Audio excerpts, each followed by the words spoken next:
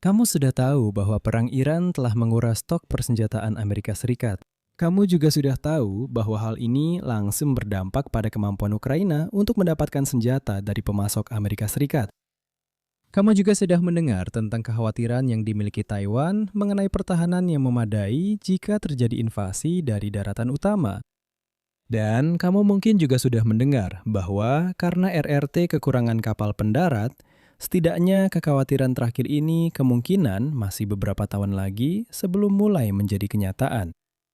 Tapi yang tetap berada di luar sorotan adalah apa yang saya sebut sebagai masalah kredibilitas mendasar dari Perang Dunia III. Dan ini adalah masalah yang telah diungkap oleh Perang Iran. Ini adalah masalah yang akan memperparah persoalan yang dihadapi Ukraina.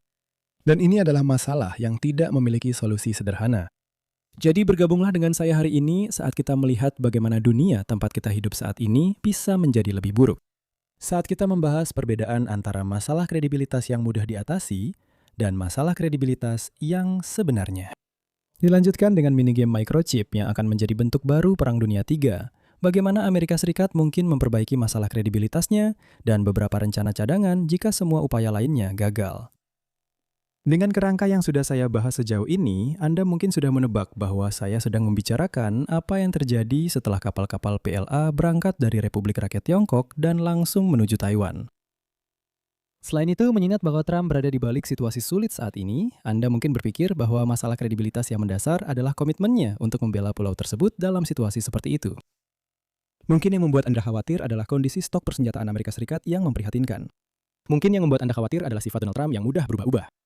Mungkin yang membuat Anda khawatir adalah keengganan Donald Trump untuk mengerahkan pasukan darat secara umum. Mungkin yang membuat Anda khawatir adalah kegemaran Donald Trump terhadap makanan favorit khas Meksiko yang lezat dan praktis disantap dengan tangan. Ya, itu memang masalah kredibilitas. Tapi saya tidak berpikir itu adalah masalah kredibilitas yang mendasar. Memang, ada berbagai tanggapan terhadap masalah-masalah khusus Donald Trump tersebut yang mungkin bisa sedikit meredakan beberapa kekhawatiran. Salah satunya, Tiongkok adalah fokus utama di Pentagon di balik layar, meskipun isu-isu lain yang menjadi sorotan. Ada pertanyaan penting tentang seberapa besar sikap dasar Donald Trump dalam urusan Iran akan terbawa ke kawasan Indo-Pasifik. Dan ada poin yang lebih nyata bahwa menghentikan aksi di Iran mungkin dimaksudkan untuk menyimpan sesuatu sebagai cadangan untuk kawasan yang lebih penting secara strategis, yaitu Tiongkok. Jadi, haruskah ada kekhawatiran di sana? Ya, tapi kekhawatiran itu hanya akan bertahan beberapa tahun lagi, lalu orang lain akan menggantikannya. Semua masalah yang khusus terkait dengan Trump itu tidak akan relevan lagi. Dan dengan sedikit keberuntungan, persediaan Amerika Serikat akan mulai terlihat sedikit lebih baik. Sebenarnya, masalah kredibilitas yang saya maksud hari ini begitu mendasar sehingga akan terbawa ke calon presiden manapun yang mungkin menggantikan Trump. Inti masalah ini berawal dari poin strategis dasar. Amerika Serikat hanya dapat mengancam secara kredibel untuk campur tangan di Taiwan jika terlibat dalam perang lebih baik daripada tidak ikut campur. Tautologis saya tahu, tapi implikasinya patut dipikirkan.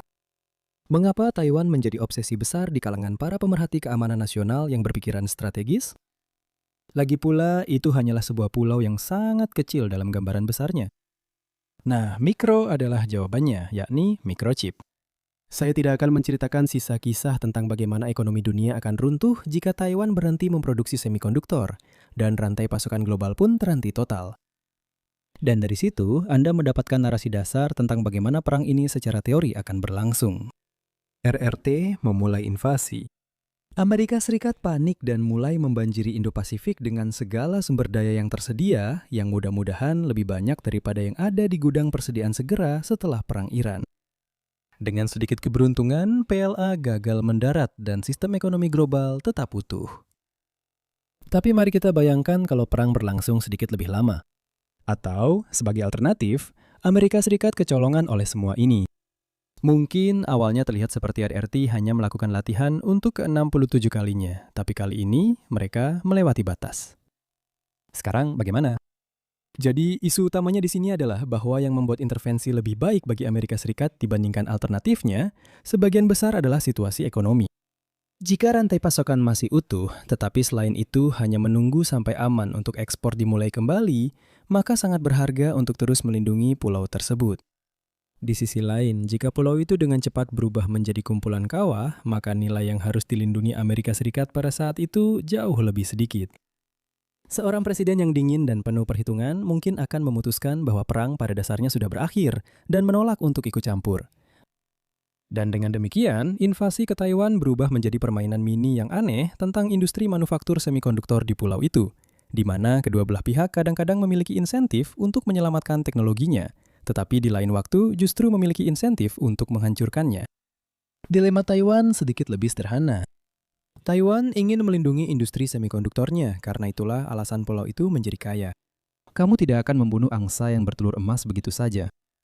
Fakta bahwa industri tersebut juga membuat Amerika Serikat tetap berkepentingan untuk membela pulau itu adalah bonus tambahan. Oleh karena itu, Taiwan akan berusaha melindungi industri tersebut sebisa mungkin selama misinya masih memiliki peluang besar untuk berhasil. Namun, perlindungan Taiwan terhadap semikonduktornya tidaklah mutlak. Jika perang berjalan buruk, Taiwan akan mengevakuasi lewat udara seluruh sumber daya manusianya, mungkin untuk menetap kembali di Arizona. Taiwan juga akan mulai melakukan sabotase terhadap semua operasinya di pulau tersebut. Dan itu cukup mudah untuk dilakukan. Mesin-mesin berharga itu sangat sensitif. Yang Anda butuhkan hanyalah seseorang di setiap ruang produksi dengan tongkat bisbol, dan semuanya akan menjadi tidak berharga dalam waktu 1 jam. Saya yakin siapapun yang melakukan operasi sabotase akan memiliki perasaan campur aduk tentang situasinya. Di satu sisi, itu menghancurkan begitu banyak nilai yang diciptakan manusia. Di sisi lain, saya yakin akan terasa menyenangkan untuk membalas dendam kepada RRT. Tidak ada seorang pun di pulau yang ingin daratan utama mendapatkan keuntungan dari mesin-mesin itu. Selain itu, Taiwan adalah daerah pegunungan dan rawan insurgensi. Tujuannya adalah membuat keberadaan RRT di sana sesakit mungkin. Menghilangkan industri manufaktur semikonduktor adalah bagian besar dari itu. Beralih ke insentif RRT, semuanya mulai terasa aneh.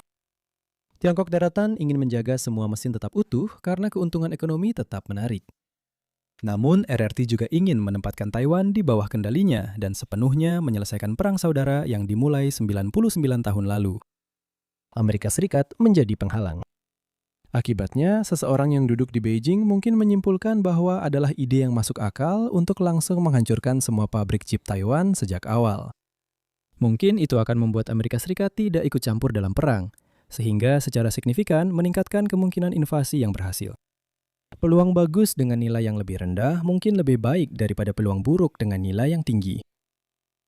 Oke, dengan struktur insentif seperti itu, bagaimana Amerika Serikat memperbaiki masalah kredibilitasnya? Ya, solusi termudah adalah mengakui saja bahwa tak ada cara untuk menang dalam situasi ini. Jika perang dimulai, terimalah kenyataan bahwa industri semikonduktor sudah tidak bisa diselamatkan dan lanjutkan hidup Anda. Saya menyebutkan Arizona tadi. Itu bukan lokasi yang dipilih secara acak. TSMC mengumumkan rencana untuk membangun fasilitas di Arizona pada masa pemerintahan Trump yang pertama. Pembangunan dimulai pada masa pemerintahan Biden dan fasilitas tersebut diperluas pada masa pemerintahan Trump yang kedua. Sebagian dari ini adalah untuk memiliki rencana cadangan jika Taiwan tidak lagi bisa diandalkan. Anda bisa memahami mengapa militer Amerika Serikat khususnya sangat ingin membangun rantai pasokan yang tidak bergantung pada lokasi yang hanya berjarak 100 mil dari daratan utama Tiongkok. Namun mengakui bahwa saat perang dimulai mungkin menjadi saat perang itu kalah dari sudut pandang Amerika Serikat, tidak berarti bahwa Washington menghadapi situasi yang tanpa harapan. Anda hanya perlu memastikan bahwa Anda tidak pernah sampai pada titik di mana RRT memulai invasi. Apakah Anda melihat masalah yang tadi? Bagaimana seluruh masalah perang Iran kembali ke hal ini? Cara terbaik untuk secara proaktif melindungi Taiwan adalah dengan mempersenjatai Taiwan sekarang. Semakin siap Taiwan untuk mempertahankan diri, semakin kecil kemungkinan intervensi Amerika Serikat menjadi pertimbangan dalam perhitungan Beijing. Buat pendaratan yang sukses menjadi mustahil, maka kekhawatiran lainnya menjadi tidak relevan. Sekarang, Taiwan sedang berusaha melakukan hal ini, tetapi baik upaya maupun pelaksanaannya masih dipertanyakan. Pulau itu telah meningkatkan pengeluaran pertahanannya yang disesuaikan dengan inflasi sekitar 50% selama dekade terakhir. Sekarang, pulau itu menghabiskan 2,5% dari PDB untuk pertahanan, yang merupakan angka sangat baik menurut standar komitmen Wales NATO. Namun, angka tersebut masih jauh di bawah ambang pengeluaran inti, 3,5% dari komitmen Den Haag yang lebih baru. Dan lingkungan keamanan di pulau itu tampak kurang, seperti Eropa pada tahun 2014 dan lebih mirip Eropa pada tahun 2026, bahkan mungkin jauh lebih buruk. Taiwan memiliki rencana untuk meningkatkan pengeluaran pertahanannya lebih lanjut, tapi kita akan lihat bagaimana kelanjutannya. Di sisi pelaksanaan, Amerika Serikat justru menyebabkan keterlambatan. Hingga tahun 2025, Taiwan telah berkomitmen antara 20 hingga 22 miliar dolar untuk pembelian senjata dari Amerika Serikat yang masih belum terpenuhi. Komitmen sebesar 11 miliar dolar pada bulan Desember semakin menambah defisit tersebut. Banyak faktor yang berkontribusi terhadap kesenjangan ini. Basis industri pertahanan Amerika Serikat secara umum melemah sejak berakhirnya Perang Dingin dan tidak membaik selama masa George W. Bush ketika Amerika Serikat lebih fokus memerangi pemberontakan daripada membangun persenjataan berat. Seolah menegaskan kekhawatiran sebelumnya tentang rantai pasokan, pandemi COVID membuat segala sesuatu terhambat, mulai dari chip yang diproduksi di Taiwan untuk produk Amerika Serikat hingga hambatan internal di dalam Amerika Serikat sendiri. Inilah saat tunggakan mulai membengkak dan sejak itu belum pulih kembali. Namun paku terakhir di peti mati, sebelumnya paku terakhir di peti mati adalah perang di Ukraina. Karena ini bukanlah sebuah hipotesis dan Rusia benar-benar menginvasi sebuah negara, pemerintahan Biden memprioritaskan pengiriman ke Kiev. Itu membuat Taiwan hanya bisa melihat dari luar. Sebenarnya, pengiriman ini menimbulkan kecemasan di Pentagon yang akhirnya membuat pemerintahan Trump menghentikan bantuan langsung ke Ukraina. Masalah selesai kan? Tidak, sama sekali tidak. Sekarang kita menghadapi perang dengan Iran. Amerika Serikat akan menghabiskan beberapa tahun ke depan untuk mengisi kembali persediaan mereka sendiri. Taiwan akan terus menerima beberapa penjualan senjata, tetapi tidak akan menerima semuanya, dan kemungkinan tumpukan pesanan yang belum terpenuhi akan semakin bertambah. Keamanan pulau tersebut mungkin adalah yang paling penting, prioritas di dalam Pentagon. Tetapi itu bukan satu-satunya prioritas, dan pengiriman apapun ke Taiwan pada dasarnya hanya akan berguna untuk mencegah RRT. Untuk menjaga fleksibilitas dalam menangani titik-titik panas lainnya, Amerika Serikat akan mempertahankan sebagian besar persediaan yang mereka bangun. Itulah kerentanan utama Amerika Serikat yang telah terungkap akibat Perang Iran. Bukan hanya karena Washington memiliki lebih sedikit persenjataan untuk melawan Beijing. Masalahnya adalah Taipei perlu segera menerima persenjataan itu. Janji apapun untuk mempercepat pengiriman setelah kejadian tidak sepenuhnya dapat dipercaya. Karena dari sudut pandang Ais Erang, Taiwan mungkin sudah tak bisa diselamatkan pada saat pengiriman itu tiba. Belum lagi kenyataannya bahwa melakukan pengiriman di tengah zona perang akan jauh lebih sulit. Mungkin itu terdengar seperti penilaian yang suram, jadi izinkan saya menutup dengan beberapa poin yang penuh harapan untuk mitra Ais Rika di kawasan ini. 1. Berbeda dengan asumsi kita sebelumnya, kecil kemungkinan Amerika Serikat akan benar-benar lengah jika dan ketika invasi dimulai. RRT harus mengumpulkan pasukan invasi dalam jumlah besar di seberang selat, jauh melebihi apa yang biasanya dilakukan untuk latihan biasa. Ini adalah jenis tanda-tanda yang sama seperti yang ditunjukkan Rusia menjelang perang Ukraina, saat itu dengan pasukan yang berbaris di Belarus di antara tempat-tempat lainnya. Namun, respons apapun dari Amerika Serikat akan benar-benar dilakukan secara terburu-buru, dan pada saat itu akan sulit untuk mencegah Beijing. Bagaimanapun juga, RRT tahu bahwa Amerika Serikat bisa merespons dengan cara seperti itu. Jika PLA sudah berbaris di pelabuhan-pelabuhan di Tiongkok daratan, itu karena para perencana perang RRT telah menghitung bahwa tindakan terburu-buru yang bisa dilakukan Amerika Serikat tidak akan cukup untuk menghadapi situasi tersebut. Jadi hal ini mungkin bisa mencegah RRT untuk memulai proses tersebut sejak awal, tapi saya akan merasa khawatir jika proses itu sudah berjalan. Poin harapan kedua adalah bahwa ada sumber kredibilitas lain yang belum kita bahas. Jauh sebelum Taiwan mulai terjun ke bidang semikonduktor, Amerika Serikat sudah memiliki hubungan pertahanan dengan pulau tersebut. Sebagian dari itu adalah soal mengambil sikap menentang komunisme, tapi itu sama sekali bukan tentang demokrasi. Pemilihan presiden bebas dan adil pertama di Taiwan baru terjadi pada tahun 1996.